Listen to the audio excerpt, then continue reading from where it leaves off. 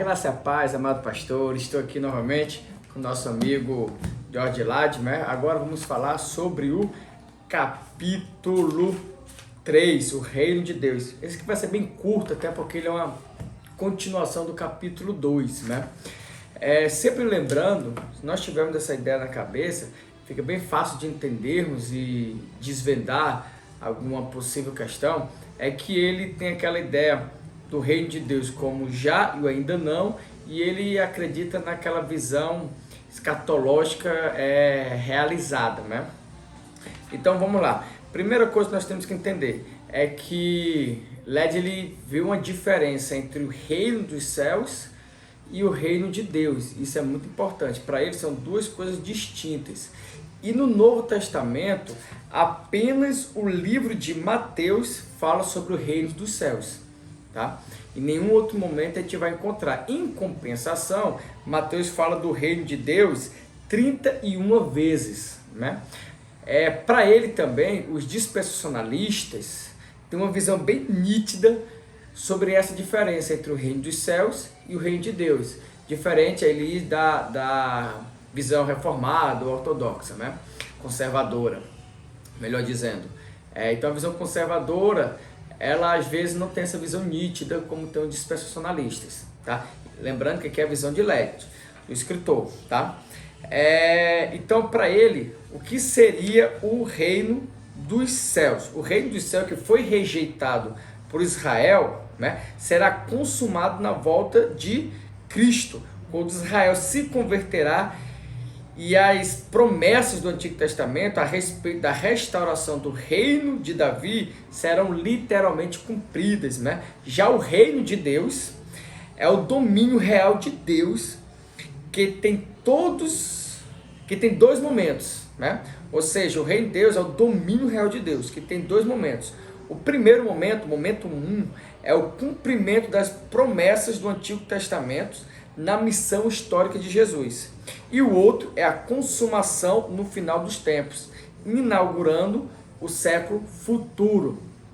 E aí ele fala o seguinte, que os judeus, ele tinha essa visão de reino de Deus, ele tinha essa visão de reino de Deus, apesar que o Antigo Testamento, né, eu não gosto desse termo, eu prefiro o termo primeira aliança, mas ali, apesar da primeira aliança, do Antigo Testamento, né, eles não falar em algum momento o reino de Deus, o povo judeu ele tinha essa visão da continuação do reino davívico, né, do reino de Davi, embora que não tivesse em nenhum momento falando sobre isso, tá? Mas ele tinha essa visão, tá? Só que o seguinte, esse reino, entendeu? Que eles tinham do reino de Deus era um reino presente, era um reino físico. Por isso que surgiu ali os zelotes, né? Que eram judeus radicais, que não se contentavam em esperar calmamente esse reino de Deus, entendeu? E eles queriam apressar esse reino de Deus. Muitos até viam em Jesus que ele ia trazer esse reino de Deus. E realmente ele trouxe, mas não na visão judaica, né? Hebraica ali da figura do reino de Deus, né? Enquanto isso, Jesus falava, o reino de Deus se cumpriu em mim. E aí que está outro fator interessante, né? Porque esse termo, né, é toitel, né? Basilé totel, que é o reino de Deus, né?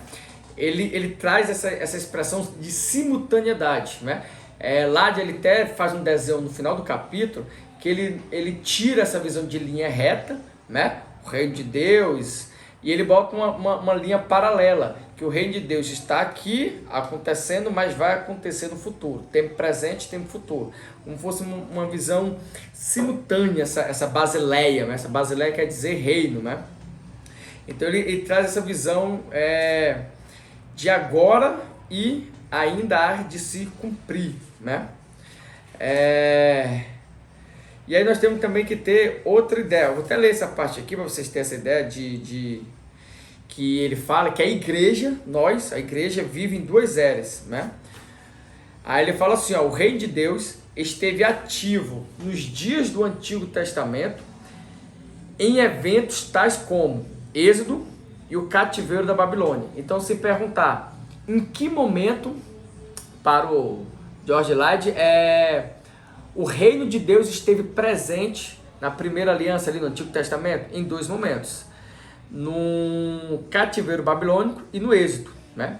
Entretanto, para ele, Deus estava exercendo o seu poder real para livrar ou julgar seu povo, o que mostra que todo momento o Rei de Deus estava presente, né? Mas nesses dois momentos foi mais característico, mais vívido.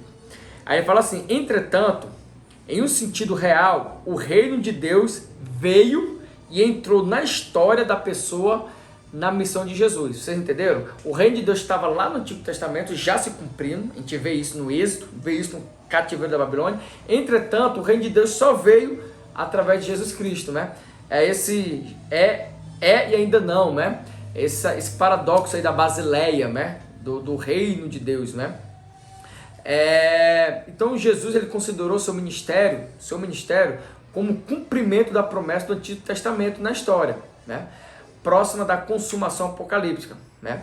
Então a gente tem que ter essa visão primeiro, né? Que existe a diferença entre o reino dos céus e o reino de Deus, e que o reino de Deus sempre esteve presente, né? Mas se cumpriu em Cristo, e a gente vê esse reino presente ali no Êxodo no Êxodo e na cativeiro babilônico, né?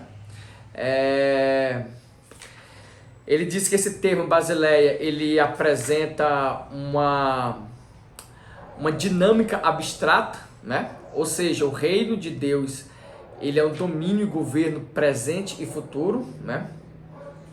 E aí outra coisa que ele fala é o seguinte, ó, que embora Deus seja rei, ele deve também tornar-se rei. Olha que interessante, né? Ele é rei, mas ele deve se tornar rei, né?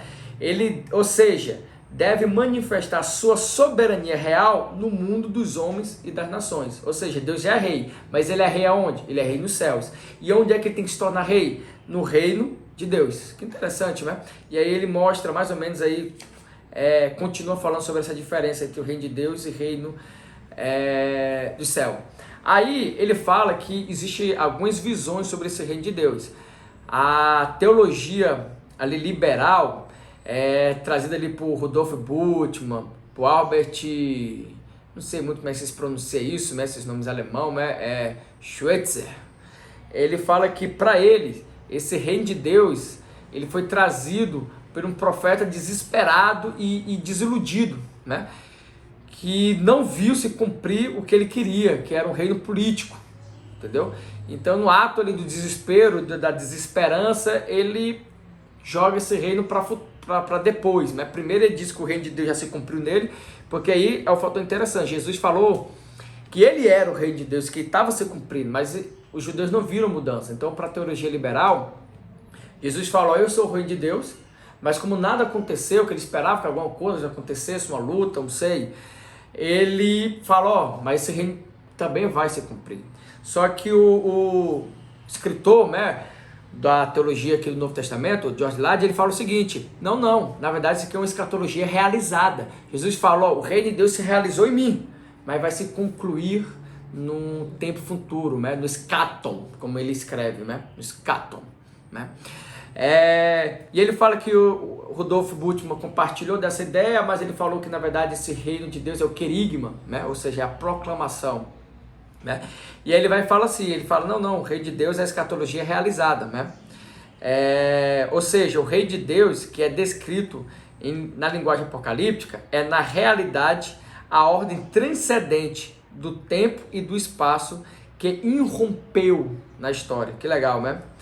Então tudo isso aí que ele fala, né? Então tudo aquilo que os profetas esperavam há muito tempo era agora realizado na história, né? Através da escatologia realizada, como ele fala. E aí eu vou terminar com essa frase aqui, que ele fala assim: o reino é, em sentido verdadeiro, tanto presente quanto futuro, né? Então, resumindo o capítulo, a aula de hoje, a conversa de hoje, a gente tem que entender que existia ali o pensamento liberal, que esse reino de Deus ele era apenas uma mensagem de um profeta, de um homem, em ato de desespero, diz que ainda ia se concluir. Led diz que não, que na verdade é uma escatologia realizada, que esse reino era presente e era futuro. É a Basileia e o escaton, como ele fala. Ele fala também que Deus ele é rei, mas ele precisa tornar-se rei, né? Ele fala que existe o reino dos céus e o reino de Deus, que a teoria dispensacionalista tem essa visão nítida, né? É que há essa diferença mesmo, que o reino dos céus, né, é o reino que Deus vai se cumprir ali no Apocalipse, né? É o reino da soberania de Deus, né? É o reino, ele fala aqui, ó, o reino dos céus significa o domínio dos céus de Deus sobre a terra e refere-se de forma direta ao reino teocrático, de natureza terrena, prometido a Israel no Antigo Testamento, do qual Israel rejeitou, né? E o reino de Deus é o domínio real de Deus, que vai ser em dois momentos, né? No primeiro momento, cumprindo as promessas do Antigo Testamento, e no segundo momento, na consumação, no final dos tempos. E aí ele fala que esse reino ele está aqui presente e futuro, né? Que a igreja vive nessas duas eras, no agora e no escatom, né? Na consumação. E ele fala que o reino de Deus não aparece no Novo Testamento, apenas no Evangelho de João, e isso aparece 31 vezes. E aí ele fala que no Antigo Testamento os judeus tinham essa visão do reino de Deus, como no cativeiro babilônico, como no Êxodo, e em todos os momentos que Deus julgava e intercedia pelo povo, né? Entretanto, o reino de Deus só veio realmente a se concretizar com a presença de Jesus Cristo em seu ministério terreno. É isso aí, um forte abraço, fica na paz.